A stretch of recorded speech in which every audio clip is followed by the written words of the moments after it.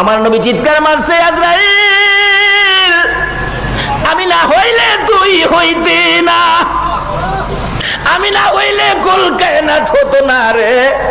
আমার বুকের উপর হাত দিছো, আমি এত কষ্ট পাইতেছি রে আজরাইল, না জানি আমার গুনাহগার উম্মতের কত কষ্ট দেস রে আজরাইল। আমি রাসূল তোরে এই মুহূর্তে বলে দিলাম, আজ থেকে কিয়ামত পর্যন্ত আমার গুনাহগার এতিম উম্মতের জান খানদান করবি রে। আমার উম্মতের সকল ব্যথাগুলো আমি নবীর বুকের উপর চাপাইয়া দে। আমার আল্লাহ বলেন, বন্ধু দিতে হবে না, চাপাইতে হবে না, এই দরখাস্তটা করার জন্য একটু ব্যথা তোমাকে দিলাম। এবার আজরাইল বলেন, ইয়া রাসূলুল্লাহ আমি কথা দিলাম, আপনার উম্মত যারা হবে, আপনার আশেক যারা হবে, আপনার পাগল যারা হবে, আপনার কথা যারা মানবে, আপনার তরিকায় যারা চলবে, ওই